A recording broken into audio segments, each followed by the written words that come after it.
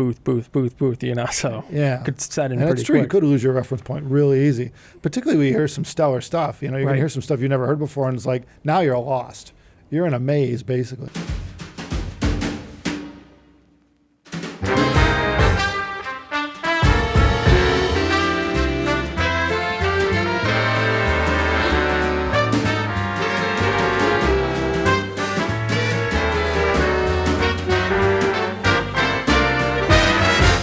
The end of this month, there's another CanJam happening in the world. Yeah. London, United Kingdom, Oh, wow. England, Great Britain. It's got a lot of names for that They do. country. Yeah. Very creative. I don't know which one they prefer, but I call it the UK. But in London, they're having a CanJam at the end of the month. It's Saturday, Sunday. I guess it's the 30th and 31st. So hopefully a lot of people get to attend and check out the goodies, because those shows usually have the best of the best. And I think Rune Labs is going to have probably a Diana headphone or one of our headphones on the Lena stack, the new DCS Lena stack, Mm-hmm. Yep. which will be a good listen if you get a chance. You get to use Rune Labs. Yeah, they had those big, giant touch screens at the last Oh, show. yeah, those were nice. Yeah, it's like, they really stand out. It's like, Where'd this they get big. those things from? Yeah, I don't know It's what those are. It was like commercial product, like you'd stick on a, Yeah. stick in a department store to pick the clothing you wanted. Something Yeah, like that. anyway, yeah, check out Rune Labs booth, and I think TNA booth might have a headphone of ours. I don't know. But you could always check, just walk around. If you see an Abyss, listen to it. So anyway, end of the month, be there, London. On that note, we want to remind everyone that before our CanJam, which was earlier this month, we did a video on things to look out for when doing a trade show, or things to think about before doing a trade show.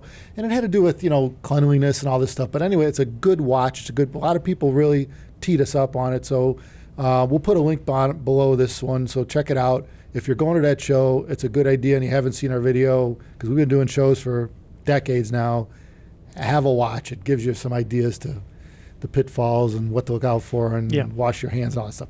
And on that note, today we figured we'll talk about why is it that, like, when you go to one of these shows, that sometimes you come away either liking or not liking the product. And usually it's the opposite of what you thought, right? You go in and you're like, oh, I'm looking for it. I really like this. And then you go, oh, I didn't like it. Or vice versa. Oh, I'm not going to like this, but I'm going to try it anyway. And wow, this is really good. And we've seen both reactions at shows. Yep. There's a lot of reasons for it, and unfortunately, it just adds a bit more to the drama of high-end audio. Sometimes you hear something and you're wowed at a show, and maybe you even buy it, or you consider buying it in the future, and then eventually you buy the thing, you get it home. It isn't what you expected. It isn't what you recall it being. And alternatively, we've heard of many people that didn't particularly like something at a show. They heard it later, and it blew them away. So what causes these big differences? Sometimes you get large discrepancies. Well, I know one of the probably main things is you're looking forward to seeing something, building it up, and then it could never, hit that expectation of what you think. You're like, I'm going to love this. Yeah. And then when you actually hear it, you're like, eh. And I think that I've had that happen a lot. You're like, I think this is the perfect thing that I'm looking for. And then you hear it and you're like, eh, It's that preconceived notion in the brain situation where you're kind of like you already got it figured out. You think you got it figured out till you go touchy-feely it. It's like, oh, it's not what I thought it would be. And yeah, that's why you usually get wowed by things you didn't even expect to like, because you weren't, you have come in with no expectation, and you're like, oh. On top of that, though, pleasantly surprised. Yeah. That can happen, but there's issues with shows. And unfortunately, I've seen quite a few instances where a vendor that happens to be showing a headphone or an amp or something that you're interested in, that's not something they're super familiar with. That's not something that's their primary thing that they deal with. They just happen to be using it to show something else off. And the trouble there is they might not be particularly familiar with what it needs. And we've seen this many times. People are showing a headphone with an amp that is not a good pairing, or they have it as a good pairing and then ends up people start moving things around and they have a weird configuration. Somebody bumps a gain switch or changes a setting somewhere and it sounds bad. And the people running the booth don't notice this for a period of time. Yeah, you do get people that make rash judgments at shows too, and that's part of the pitfalls of a show. Is you got to be careful. I know people said that about their. I didn't even think about this, but people were going up to our stuff at a few weeks ago at our show, and they're purposely raising the volume to see how loud the amp will play. And it's like, and that's their gauge for how powerful it is. Mm-hmm. And it's like, well, that works, except we kind of outsmarted you on that one because we purposely had the DAC output lower so that people weren't A, going deaf, B, blowing things up, C, distorting. So we purposely used the lower gain setting on a DAC rather than higher gain, so we weren't allowing people to overdrive and drive an amp to its limits. And then people go, oh, it's not powerful enough. Well, it's not really true. You didn't ask anybody. If you came in and go, hey, I want to hear how powerful this amp is. Well, all right, hang on. We'll go. We know the gear. We'll go over. If you know the gear, we'll go over and say, okay, we'll put the DAC on, 6 volts out or whatever versus 2. Have at it, right? Knowing that they're not going to damage our headphone with it. But I mean, a lot of times there's set limitations that the booth, if you're experienced, the booth personnel's already set that up for a majority of people so they can't damage something, can't hurt something, because again, we're at a show. And if you damage something at a show, you're usually screwed. That something no longer is playing, right? It's a complicated balance. You want them to have a good showing, but you also try to make it as easy to use as practical and minimize the likelihood somebody inadvertently changes something that causes issues for someone down the road. And of course, people are changing gear and swapping things around, so that causes other issues and concerns you need to be worried about. Yeah, that happens about once an hour. But it happens a lot. We see all the time. We see people leave our table or the tables around us, and they get a bad impression for whatever reason.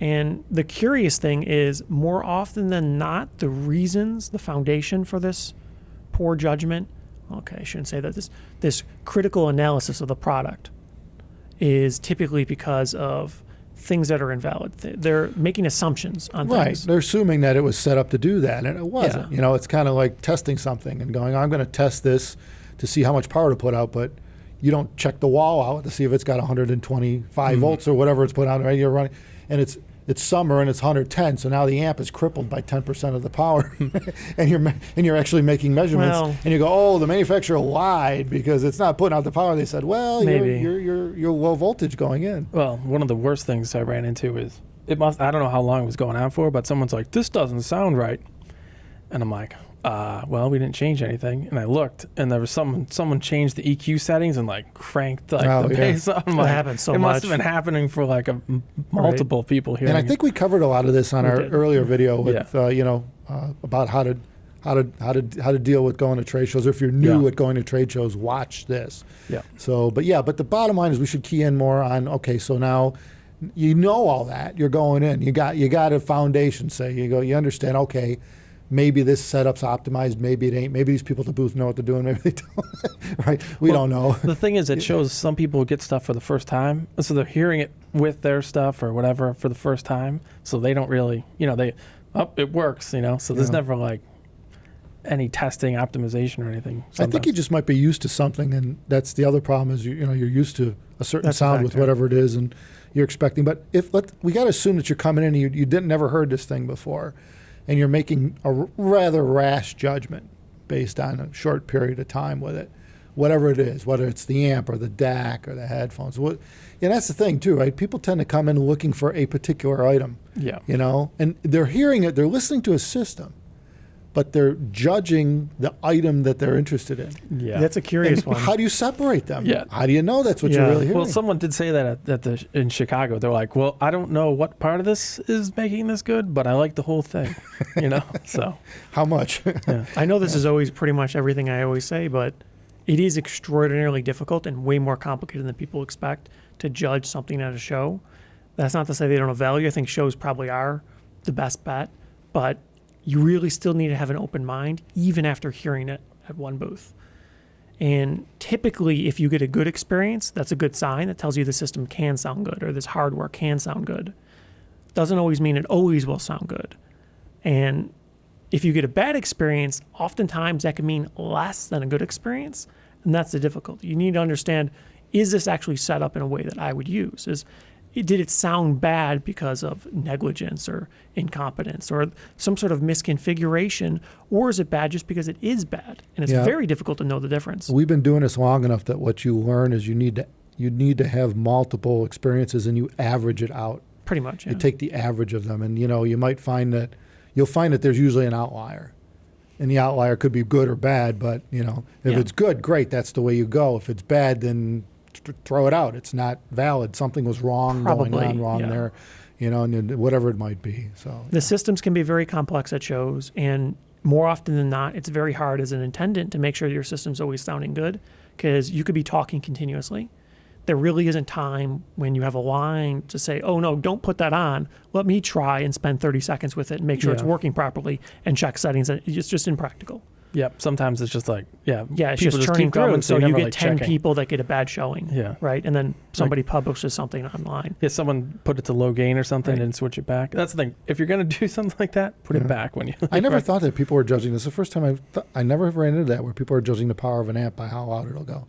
Yeah, that was a newer thing. It's a new one. People always kind of do that. It's a pretty good idea. I would have done the same thing, but I never thought about it. It's misleading, but people were doing that with some amps more than others. And the curious thing is it almost always depends on the volume of the knob, like the relative position of the volume knob.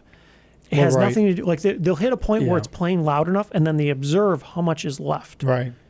And that's the perception of power to a lot of people. Well, which is not really a good way to do it. Yeah. It definitely screwed with a few people, in particular with like 11 Audio, since it starts here, right? Yeah, 11.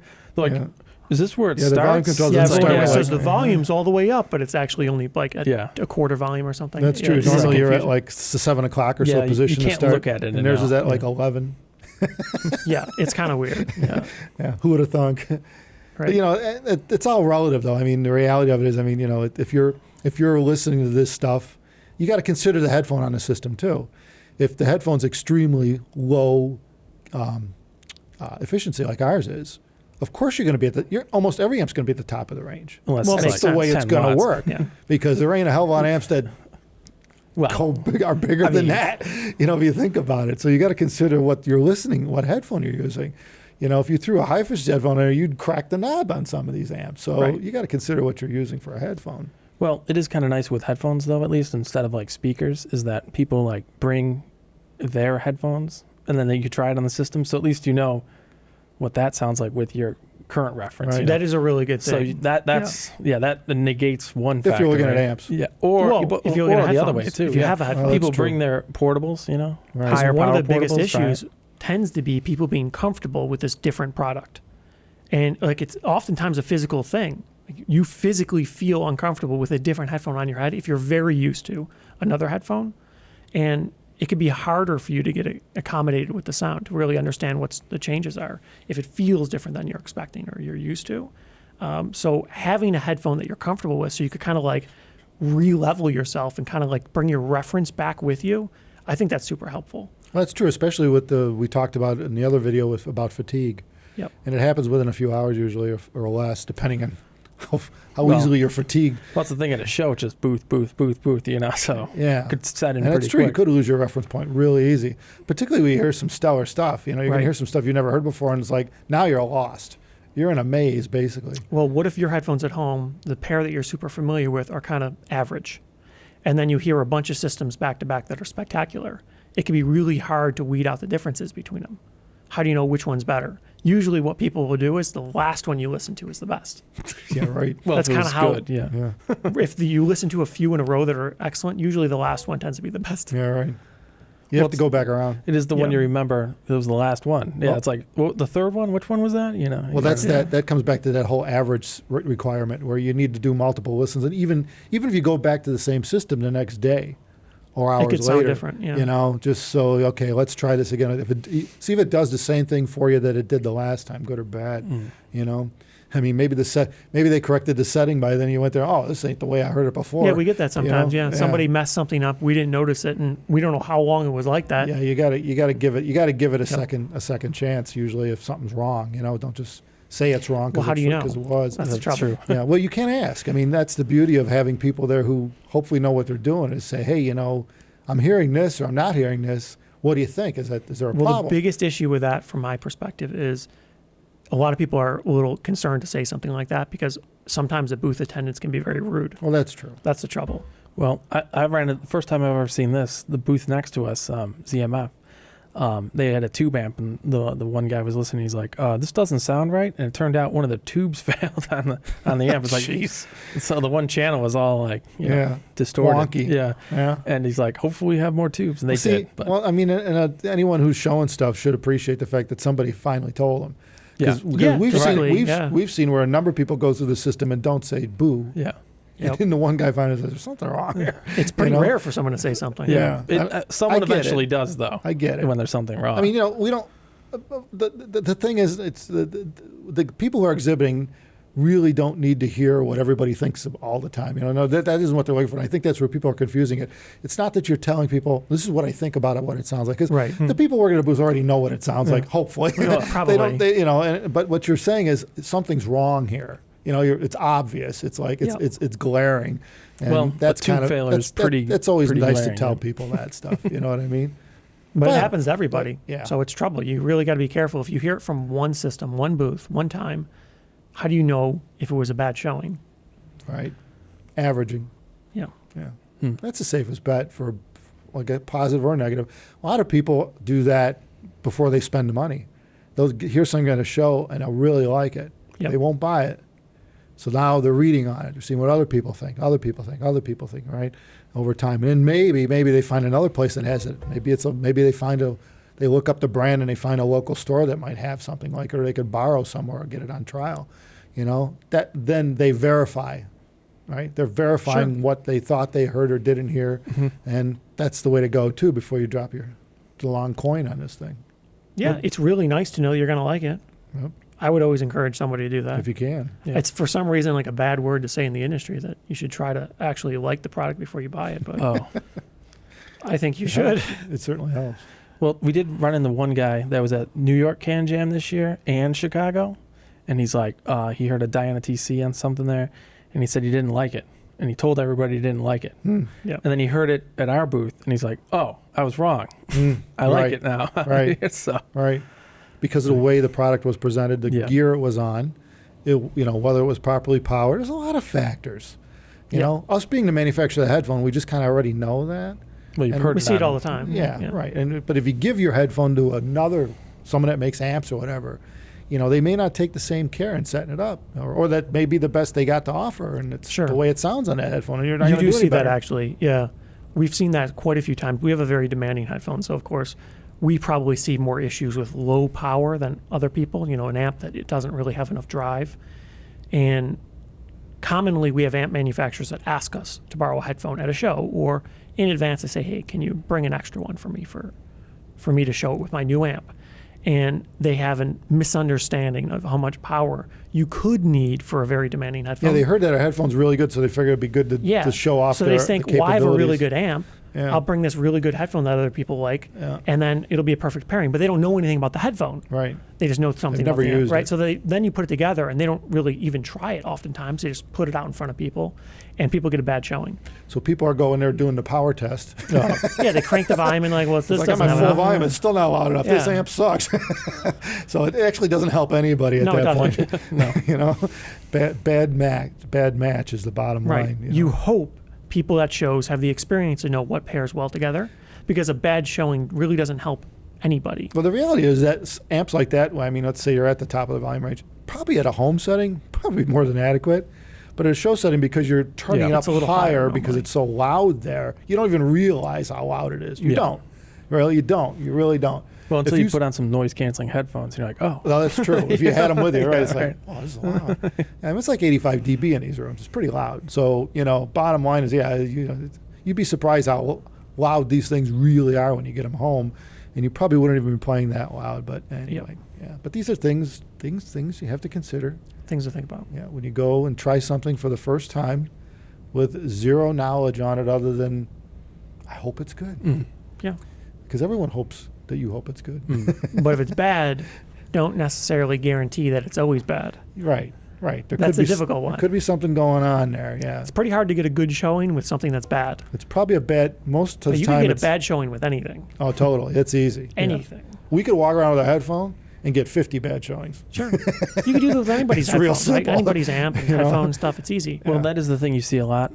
Other not other, but amp manufacturers coming to us wanting to just try our headphones because Yeah. they came out with a new amp and they want to see if it works. Well, because people are asking them, yeah, right. It's like, well, I don't know. I never tried it. People tend to use, I think, us and the Sesvara's litmus test is if you have enough power. Because if you Right. can power If it one powers of that, those you're good, headphones, a 1266 Then you're or that, fine. yeah, I don't Yeah. think you're going to be worried about power. You still have a problem with whether it's going to sound good or not, and Sure. that's a whole different issue altogether that people need to consider. It's not just about the power or raw volume; it's about how Power it is one of the sounds, smallest factors. for the most part. Once you get enough of it, Right. now everything else is a problem. Yeah. Plenty of amps now have way more power than you need. Yeah, It's just a question of everything else. how they sound. So, anyway, that's the beauty of these shows. You get to play with stuff. I hope you guys get to go there, enjoy yourselves, have fun, be cool. Thank you for watching. Thumbs us up. Take care. And don't forget to subscribe. We got more stuff coming.